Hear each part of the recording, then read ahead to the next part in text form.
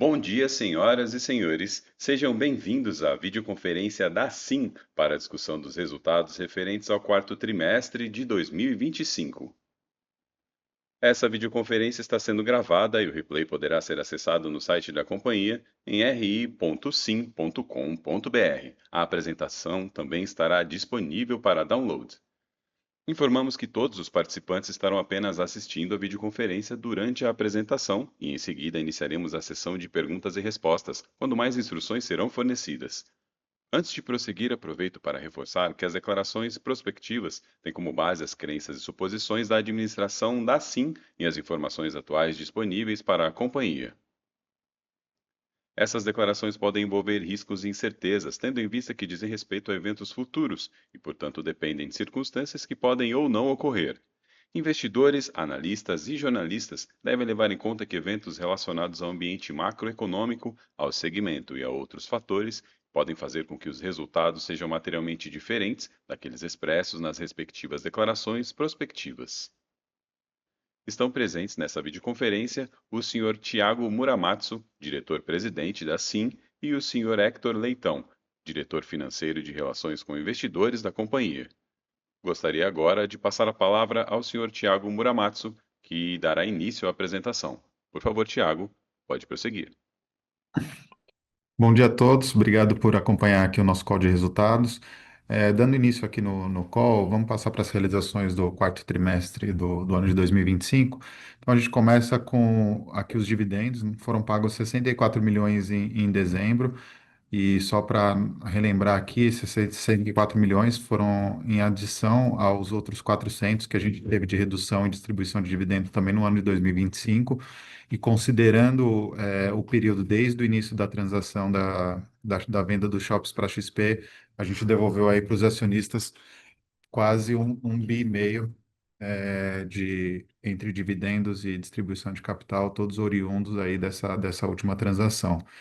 Além disso, a gente teve outras conclusões de transação aqui também no quarto trimestre de 2025. Primeiro do Shopping D, uma venda da nossa participação integral aí no shopping por 8 milhões e 900. E também recebemos a última parcela em novembro, da venda do Brasília Machado. Isso acho que reforça um pouco da nossa estratégia que a gente vem conversando aqui com a maioria dos investidores, da gente ter um portfólio um pouco mais enxuto, mas ao mesmo tempo mais eficiente.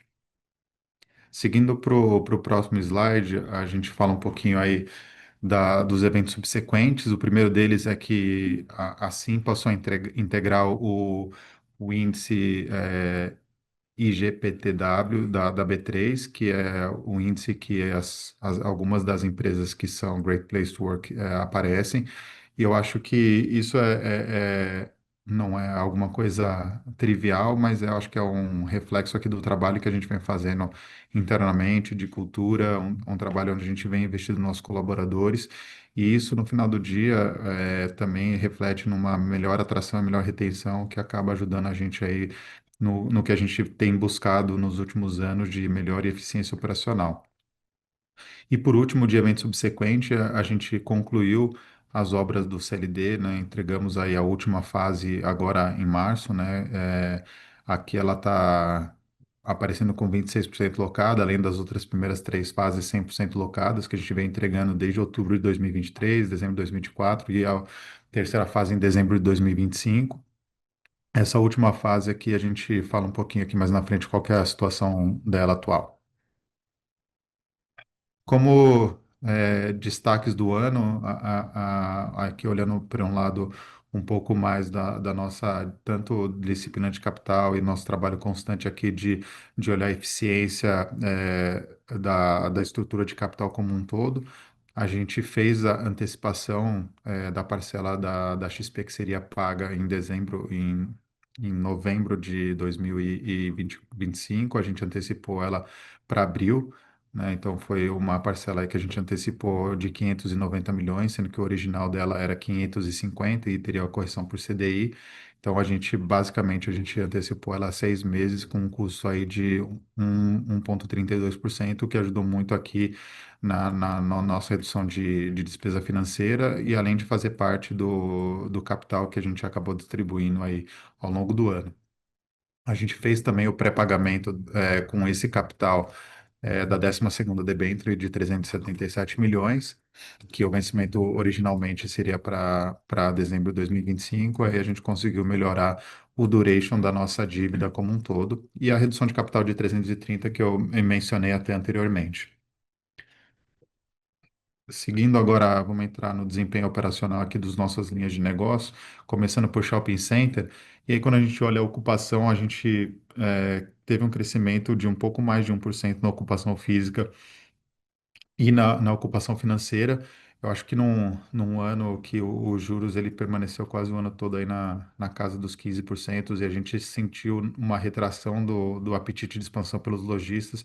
Eu acho que esse aumento na ocupação ele reflete muito do trabalho que a gente tem feito e também comercial, como também eu acho que um pouco da qualidade dos nossos ativos, que mesmo num momento de maior adversidade conseguiram continuar atraindo os lojistas para fazer parte do nosso portfólio. Seguindo ainda falando um pouco sobre shoppings, a gente teve um crescimento total das vendas de 5,7% e um crescimento de mesmas lojas no ano de 4,1%. Isso ambos os crescimentos de venda, eles refletem um crescimento real acima do IPCA.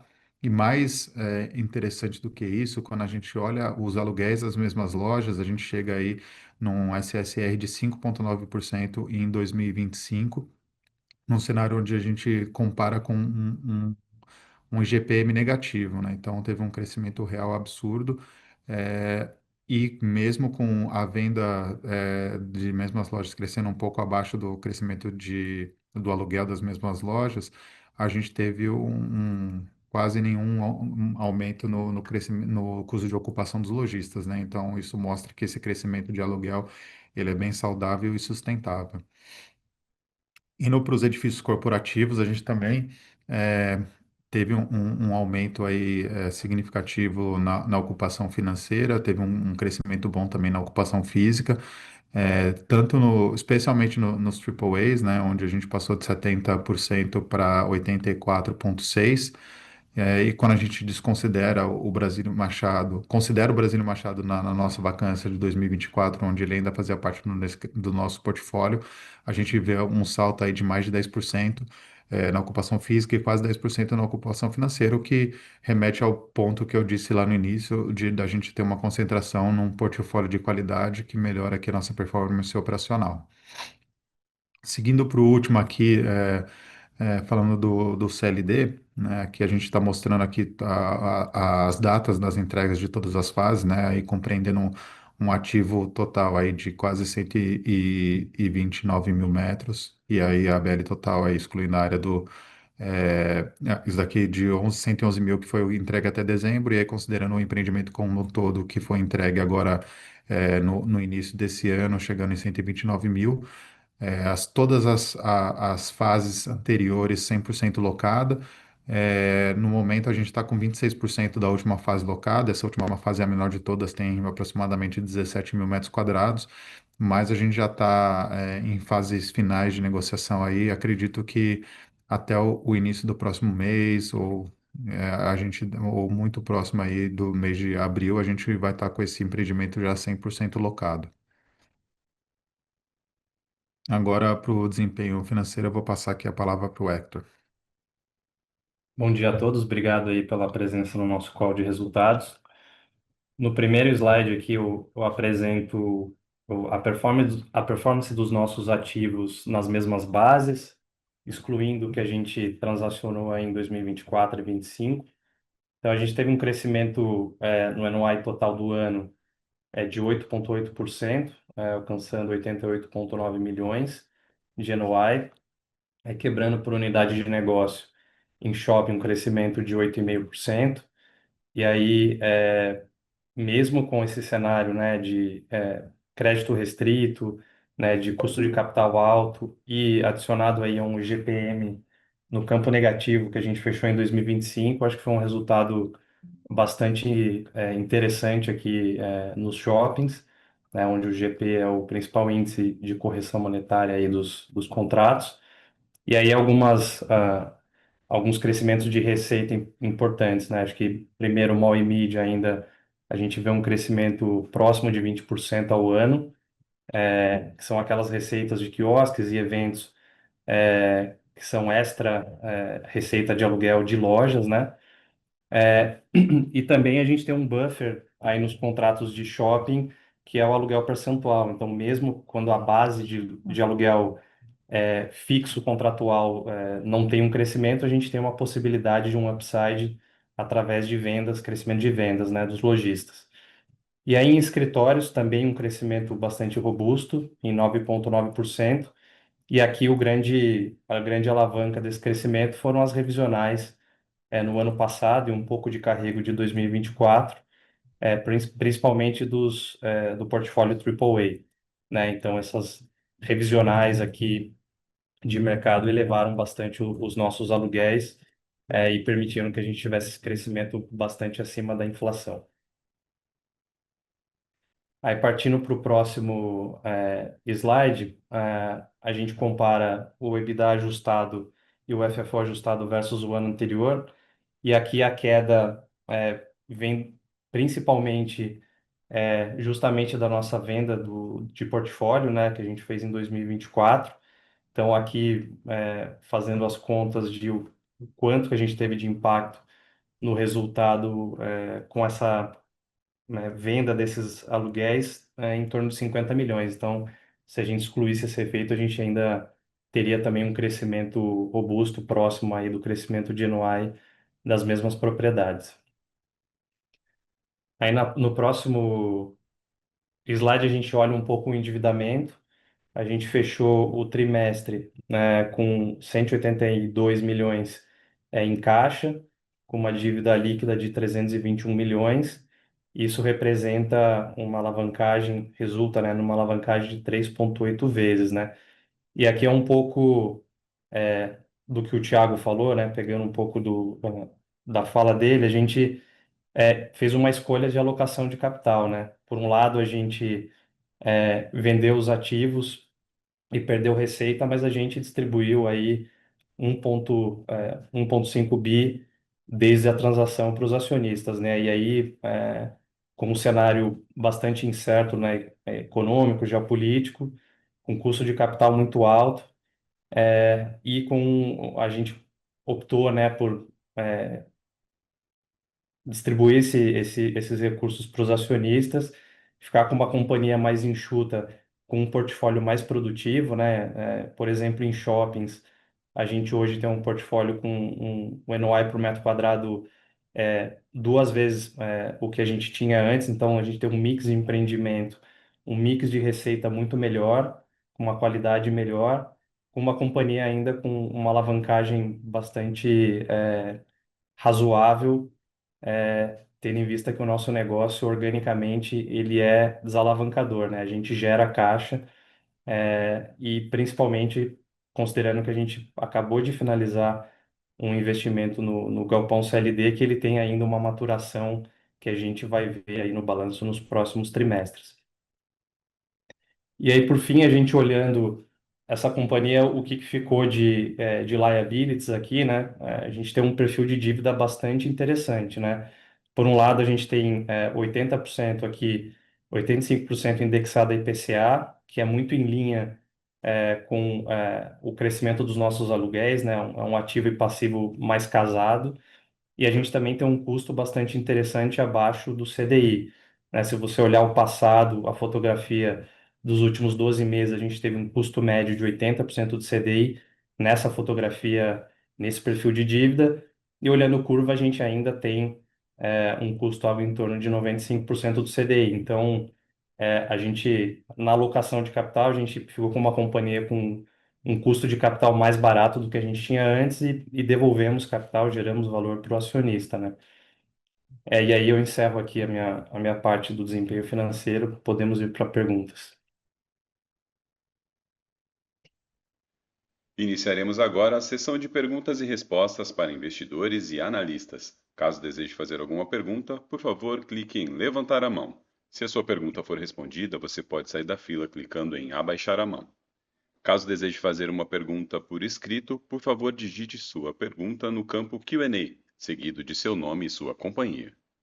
Nossa primeira pergunta vem do senhor Gustavo Fabris, do BTG Pactual. Por favor, Gustavo, seu microfone está liberado. Oi, pessoal, bom dia. Tenho duas perguntas aqui do meu lado. Primeira, considerando que vocês tiveram as vendas recentes aí de ativo e também entrega agora da última fase do empreendimento logístico, eu queria saber de vocês se vocês entendem que a companhia entra agora num ciclo de desenvolvimento, né, de CapEx maior e eventualmente menos distribuição de capital, e se esse for o caso, né, onde que vocês veem mais oportunidades de investimento, se eventualmente é em escritórios ou até, enfim, em outro empreendimento logístico. Essa seria a primeira pergunta. E a segunda é na alavancagem. Acho que vocês já até chegaram a passar um pouco por isso na apresentação, né? Naturalmente você vira o ano um pouco mais alavancado, mas eu queria, se vocês pudessem brevemente passar como é que vocês enxergam o patamar atual de alavancagem da companhia e como ela conversa, até conectando com a minha pergunta anterior, com os planos de CapEx e pagamento de dividendo, olhando daqui para frente. Seriam essas as perguntas. Obrigado. Valeu, Fabrício. Vamos lá. Primeiro, respondendo a sua primeira pergunta, né? O que que a gente acha que nos últimos 5 anos a gente distribuiu quase 3 bi para os acionistas, né? E das transações que a gente fez, né? Então foi 2 bi 794 aí nesses últimos 5 anos. Então, e a gente deu uma boa simplificada também aqui no nosso portfólio, né? Tornando um portfólio mais enxuto, mas com uma boa qualidade, e aí vocês viram, né, os números operacionais todos se consolidando e melhorando. Então, acho que daqui para frente tem uma fase aí de maturação. E nosso grande objetivo, a nossa vontade obviamente, passar, sair de um ciclo aí de desinvestimento para entrar num ciclo de investimento. O que ainda segura um pouco isso, acho que é muito o custo do capital, né? Então, a gente teve uma redução muito tímida ainda de CDI, então, e a gente tem assim, né, tem tentado ser muito disciplinado com o capital aí nos últimos 10 anos, pelo menos. Então, essa relação aí do risco-retorno, ela está ainda em patamares mais difíceis da gente conseguir viabilizar novos negócios. Mas aí, falando um pouco do que a gente tem olhado e onde a gente tem encontrado oportunidades que já começam a ficar muito próximas aí de patamares onde a gente pode tomar alguma decisão de investimento. É muito no setor de logística, né? Você bem colocou aí que a gente acabou de entregar o Série D, ele está basicamente 100% locado. Todas as fases elas foram quase que entregues 100% locadas ou pré-alocadas, né? Então isso dá bastante ânimo para a gente perseguir essa ramificação aqui dentro do nosso negócio. A gente já teve um portfólio muito grande, reduziu e agora pode ser que apareça uma oportunidade para aumentar novamente esse portfólio. A gente tem olhado com um pouco mais de cautela, mas a gente tem olhado também escritórios, né? Então, nas últimas semanas, principalmente, né, noticiou bastante aí sobre o retorno dos escritórios, melhora na ocupação, melhora de preços em regiões secundárias, né? Paulista, Chucre, Pinheiros com uma performance excepcional também. Então, a gente tem olhado alguns ativos, mas esses ativos eles ainda são muito escassos quando a gente olha para um M&A puro, e desenvolvimento ainda traz um risco um pouco alto, dependendo da região, né? Saindo aqui da região mais óbvia de Faria Lima, ainda tem bastante estoque, então, e Pinheiros, que é uma região um pouco melhor, tem um pouco mais de escassez de terreno, então é algo que a gente tem olhado. E para o lado de shopping, o nosso foco aqui, eu acho que de CapEx e de investimento, ele vai ser muito mais focado, possivelmente, na expansão do nosso portfólio próprio, que é onde a gente acha que encontra melhores retornos comparado com a aquisição pura e simples com ativos já operacional. E Greenfield, para shopping, eu acho que dos três segmentos, eu acho que é o que está mais fora do radar. Indo para a sua segunda pergunta sobre alavancagem, eu vou deixar o Hector responder aqui. Bom dia, Fabrício.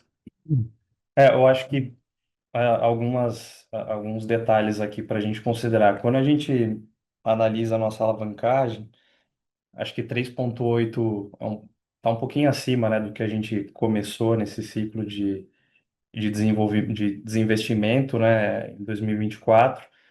Mas a gente sempre olha também para frente, né, o que a gente tem de possibilidade de geração de caixa, e também o perfil da dívida. Então, do lado do custo de capital, você ter uma alavancagem nesse patamar a um custo de dívida abaixo do CDI, do ponto de vista de custo de capital, não é um problema, e sim até você consegue alavancar seus resultados, né, com uma dívida barata, nesse nível de custo. Então, do ponto de vista de custo, acho que a gente não se preocupa com a alavancagem, pelo contrário, ela melhora um pouco aqui a alocação de capital. Do ponto de vista de refinanciamento e de nível de risco aí, né, de você ter um balanço mais alavancado, olhando para frente, a gente é um business de geração de caixa, né, com uma previsibilidade muito boa. Então, quando a gente olha lá para 28, quando a gente tem um refinanciamento, a gente já vai ter um nível de alavancagem bastante diferente, confortável. Esse é um ponto. E um outro detalhe importante é que a gente sempre costuma ser conservador no balanço. A gente tem, se a gente olhar lá nas notas explicativas, a gente tem em torno de 110 milhões de investimento no FIP, SPX sim, por não ser, apesar de ser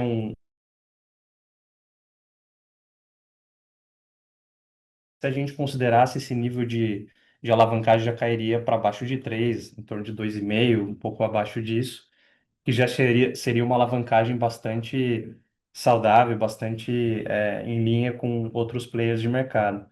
E esse fundo, por ser um FIP, ele também é um pouco mais voltado para desinvestimento, tem um prazo para acabar, enfim. Então, com bons ativos, o CLD é o principal ativo do fundo, tem outro galpão lá dentro e tem algumas incorporações que já estão gerando caixa. Então, se a gente analisar todos esses fatores que eu comentei, a gente não vê preocupação com a alavancagem, tá bem administrada e a gente organicamente vai desalavancar mesmo nos próximos anos, tá? Então, esse é um pouco do nosso racional aqui quando a gente escolheu distribuir um pouco mais de caixa no ano passado. Perfeito, pessoal, respondido. Obrigado. Valeu. Vai- Nossa próxima pergunta vem por escrito do senhor Reinaldo Veríssimo, investidor, e ele diz: Parabéns pelos resultados. O que vislumbram para a SIM no ciclo 2026-2030? Alguma atualização para a expansão no Shopping Cidade de São Paulo? Qual o impacto do SPX no lucro da SIM? Obrigado. É, bom dia, Reinaldo, tudo bem? Eu acho que a gente até acabou já pincelando um pouco da resposta para sua pergunta nessa última fala nossa, mas eu acho que a gente pode dividir aí o ciclo de 26 a 30 em algumas fatias diferentes, né? Falando primeiro, eu acho que do macro é muito difícil a gente ter uma boa previsibilidade hoje do que vai acontecer nos próximos 4 anos, né? A gente tem uma eleição no meio desse ano, no final desse ano, que acaba trazendo um pouco aí de incerteza em relação a como que vão ser os próximos anos e como a gente pode se preparar para isso, mas dentro do que a gente entende que é possível a gente se preparar, a gente tem feito aí um trabalho nos últimos anos. Eu acho que agora a gente chegou numa maturidade operacional dos nossos ativos, aí, com exceção do CLD que acabou de ser entregue do CEO lá no Rio de Janeiro, que a gente agora vem trazendo ele com uma ocupação melhor. É um nível de maturidade onde a gente já consegue ter muita clareza de que a gente extraiu bastante valor nos últimos anos e principalmente que a gente preparou bases para que ele continue tendo um crescimento bom nos próximos anos, né? Então, no último ano, o NOI nosso cresceu próximo de 9% no todo. E a gente acha que não é que isso vai continuar se repetindo, mas a gente entende que é um patamar onde a gente consegue trabalhar aí nos próximos anos. Do ponto de vista de alavancagem, o Hector acabou de dizer, né? A gente é uma companhia que gera caixa e que estruturalmente já vem se desalavancando, né? Então, os próximos anos, eles são anos que a gente se desalavanca com o nosso resultado operacional. Então, abre espaço para eventualmente fazer novos investimentos. Inclusive, aí, eu acho que falando do Cidade de São Paulo, né? Que a gente tem uma discussão aqui de expansão para acontecer nos próximos, talvez esse ano, talvez ano que vem. Mas assim, o shopping é um shopping de proporções pequenas, né? É um shopping bastante enxuto, né? Quando a gente compara com os outros shoppings no nosso portfólio, ele tem 17 mil e o segundo menor tem 37, né? Então, só para ter uma noção aqui do tamanho do empreendimento, né? Então, quando a gente fala de uma expansão no shopping, a gente está falando de um incremento aí de 5 a 10% de área, né? Eu acho que para o resultado ele é interessante, mas do ponto de vista de CAPEX e de crescimento de receita, ele vai ser mais contido, né? Mas a gente tem, acho que esse daqui possivelmente vai ser o próximo investimento que a gente vai fazer aqui em expansão. Sobre o impacto da SPX no nosso lucro, eu vou deixar o Hector responder. Bom dia, Reinaldo. Bom, como o FIP da SPX ele é tratado como um TVM, né? Porque tecnicamente, a gente não tem influência significativa sobre o fundo, a gente não é gestora ou está no conselho, não está na tomada de decisão diretamente do fundo. Ele é tratado como um TVM, né? Um ativo financeiro. E aí todo o resultado que vem do fundo ele entra em resultado financeiro, né? No ano passado, né, em 2025, foi em torno de 4 milhões que a gente teve de resultado positivo. E geralmente ele vem de duas formas, ou distribuição de resultado mesmo, de caixa, que não foi o caso, ou de valor justo das propriedades que são investidas lá no FIP. Então, no ano passado foi esse o resultado, 4 milhões. E geralmente a gente tira do resultado ajustado, tá? Para ser uma avaliação a valor justo. A sessão de perguntas e respostas está encerrada. Gostaria agora de passar a palavra ao Sr. Tiago Muramatsu para que faça as considerações finais da companhia. É, acho que o ano de 2025 ele não foi um ano de trivial, foi um ano que manteve juros altos, mas foi um ano que também a gente conseguiu entregar muito retorno aí para os nossos investidores, para os nossos acionistas, né, com essa distribuição de caixa aí de quase 464 milhões. Além disso, olhando pelo lado operacional, a gente teve um crescimento expressivo de NOI de 9%. A gente melhorou a ocupação tanto em escritório quanto em shoppings. A entrega do nosso galpão logístico aí, o que foi no ano de 2025 foi entregue 100% locado. O que vai ser entregue aqui no início de 2026 também. A gente tem a expectativa aí que nas próximas semanas a gente finaliza a locação entregue 100% locado também. Então, acho que operacionalmente foi um ano muito bom do lado dos ativos, foi um ano muito bom do ponto de vista de estrutura de capital, a gente antecipou dívida, a gente antecipou recebível, conseguiu fazer distribuição de dividendo, redução de capital. Então, foi um ano que, apesar das diversidades macro, a gente conseguiu ter uma performance muito positiva. Espero que para 2026 aí a gente tenha a expectativa de entregar um bom resultado operacional também. E quem sabe a gente consiga trazer em breve notícias aí de novos investimentos ou coisas diferentes que a gente consiga fazer aí para melhorar sempre aí o nosso retorno para os acionistas. Obrigado, bom dia para todos. A videoconferência da SIM está encerrada. Agradecemos a participação de todos e tenham uma ótima tarde.